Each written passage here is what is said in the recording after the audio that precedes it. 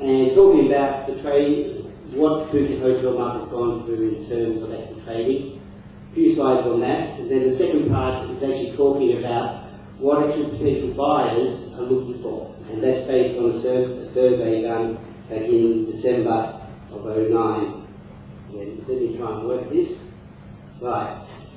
So here we have a graph. This is based on a basket of about 20 hotels, mostly 4 and 5 star here in Phuket.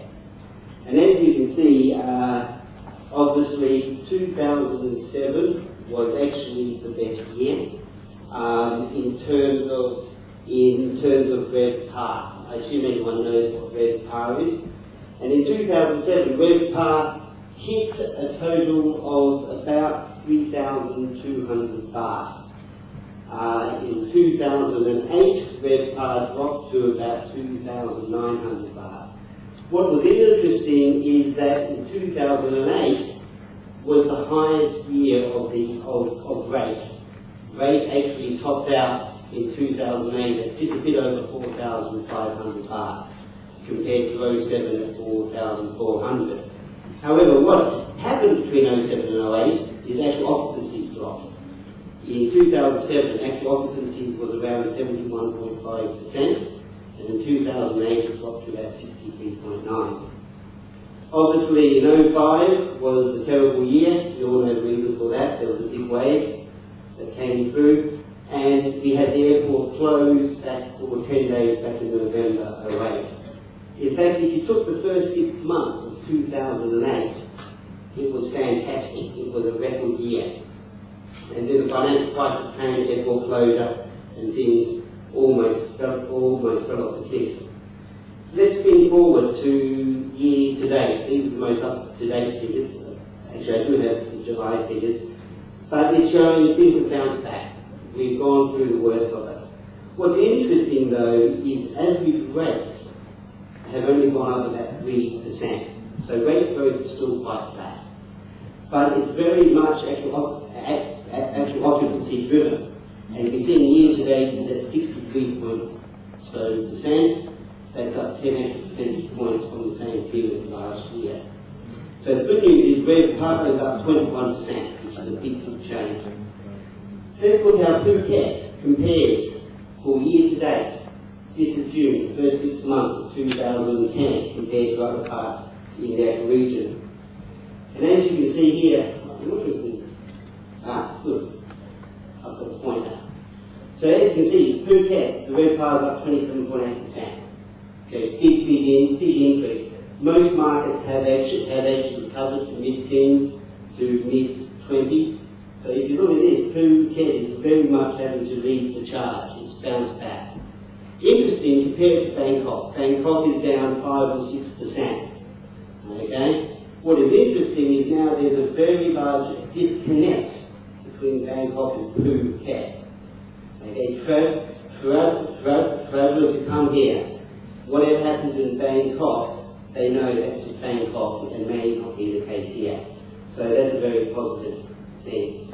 Interesting, Bali, here in Bali, it's also recovered 19.3%.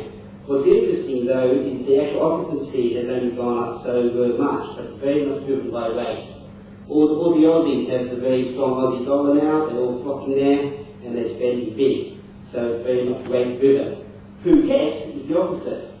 It's very much occupancy driven, although rate is quite low. Let's just go back. Sorry, not back that way. Let's go back in time compared to 2009. And this is not pretty.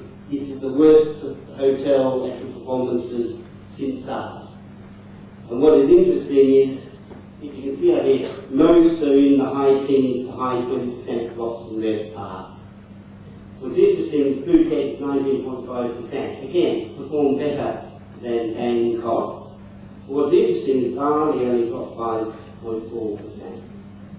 So the good news is we've turned the corner. I like to say Phuket is back. And it very much is. Okay, so I'd just like to move on to the second part of the talk, which is the actual potential buyers. What are they thinking? What are they looking for? And this is based on a survey done in Oz back in December 2009. They surveyed about 400 people in terms of what they thought about actually timeshare and buying actual fractionals. Most of the interviewers tended to be wealthy, tended to be older, 40 to 59 years of age, and had had experience in shared property ownership before. Shared property ownership being either they've shared a property with a friend or a family member. And what is interesting is this.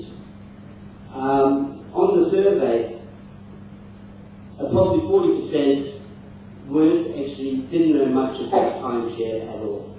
But if you see, almost a third there were somewhat or very well known in terms of what they knew about timeshare.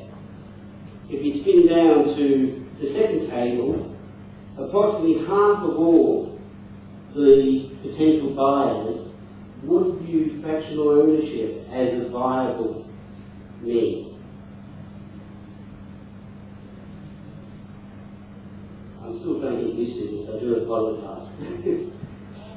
Again, the survey looked at what were the pros and cons, what the potential buyers thought of the timeshare and active fractional ownership pros and cons. And again, what was interesting and what was ranked very high was the benefits. The choice to swap, exchange, flexi-lease, other types of low locations were all ranked. Again, the part ownership, the low maintenance, the low costs, all ranked very, very high. The actual things that went against it, again, surprisingly, a fixed location or a location that was not actually suitable. And almost a quarter of the people surveyed put that as number one.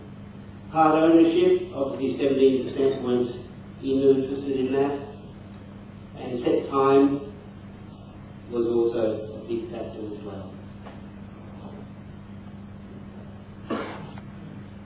Then if we move on to the survey in terms of what type of fractional time were most people keen on, again, just over half were 4 weeks or less. But what was also interesting is a quarter were interested in 13 weeks or more. So what we're having very much two types. We want people who want 4 weeks or less, or we want people who want more longer time. And the in-between was still running at less than 10%. The other interesting thing that came up also was that in the survey, over 50% of actual potential buyers were interested in a brand name. Okay? They didn't say what type of brand name, but obviously a brand name is actually very, very important. Okay, so that's my short and sweet. I will now hand it over to Phil.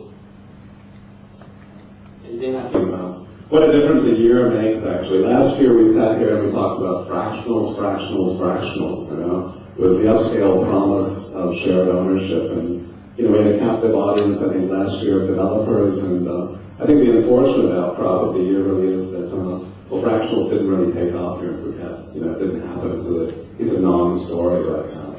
It was interesting actually seeing the presentation from the gentleman from Marriott. You know, where he's actually going back to the word timeshare. You know, timeshare is a great word because consumers understand it. You know, too often in this industry, I think you have quasi names, be it shared ownership, be it vacation ownership or something else, but everybody understands what timeshare is. It's not a bad word.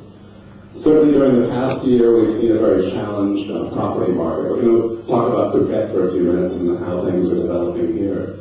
One thing we saw certainly in the tourism aspect is the tourism arrivals, despite the first half of the year with the red shirts in Bangkok and everything that happened, we actually had a very good first half of the year.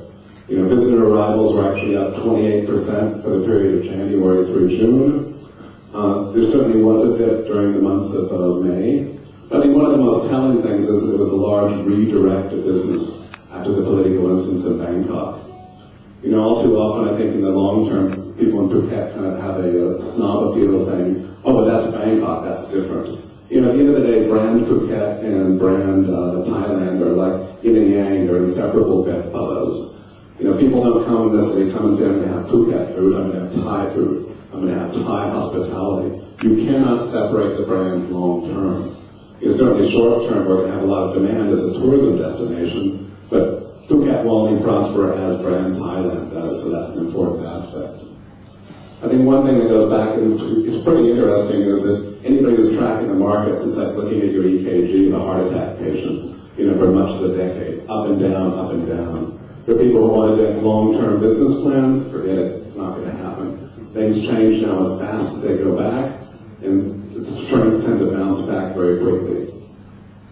Certainly when we look at how arrivals came back, you know, right now, where is Phuket in terms of tourism? You know, we're probably back to the level of 2006, 2007, to the good years there. So we've come back, you know, certainly from the past political incidents. One thing certainly that we look at here in spiking is what are the dynamic changes? Tourism drives property. Property very much also drives alternative ownership schemes. So who are the customers going to be?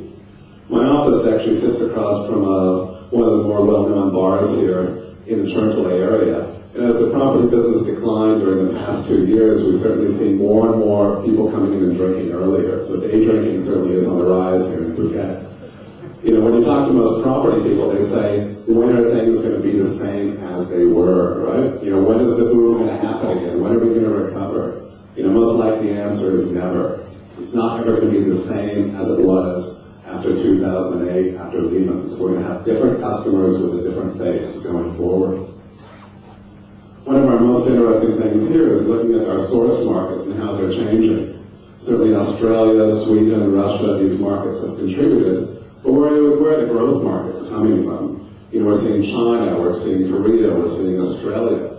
You know, certainly from a vacation ownership or a timeshare aspect, there's challenges here for the new business. You know, people here are geared up in terms of the customers they're trying to attract and the way they market things. I think if you actually go back and look at people's business plans traditionally, you know, how are you going to go? The first thing is let's set up a stall in a mall, right? We have Jung Ceylon, we have Central, certainly. So we've done through our marketing plan, we've done that. Well, sorry, there's not as many people, different people are staying here, we throw that out the window, right? Or we go back and say, let's also try to attract Europeans coming to the beach. They stay here for 7 nights. They're going to be going by, certainly on the streets day to day. We can grab them on the way to sun, right? Now we have Asian customers all of a sudden who tend to come for 1 day, 2 days, 3 days. They travel in large groups of people. So we take that out of the business plan. That's gone, right? Actually, when we look at what's happening in terms of planning business, the timeshare aspect is still living in 2 years ago. Throw the whole thing out the window, right? We live in a new world now, certainly when we're trying to attract new customers. Certainly when we're trying to attract markets from China, from India, what we don't see here in vacation ownership, or even the property industry, is acknowledging the change, and acknowledging how they're going to market to these new type of customers, how that change is going to take place. One thing that we track, interestingly, here is currencies. Currencies are a huge generator for tourism, certainly in tourism trends. You know, one of the biggest decline markets that are signs of the declining market for property was the pound with tourism, or involved the hotel business was the SkyTrain. It shifted business actually from the river past Ceylon back into the Sukhumvit area. So for Phuket right now, we're building more and more hotels. We're going to have now more mass tourists coming in, but we don't have the demand generators. And anybody who's trying to sell vacation ownership knows they need those demand generators here, right, for the goodness of tourism. I think one thing that we know is it was very insightful. Last year we did a shared ownership report, and that virtually made me, actually my hair was actually brown before, but that, actually white hair started coming out during the process. I'm a hotel guy, I've been in the hotel business a long time. Hoteliers tend to trade figures, you know, international brands, and obtain information. It's quite an easy process. There's great cooperation. One thing we were kind of found difficult was when you go to timeshare or vacation ownership operators, is trying to get information.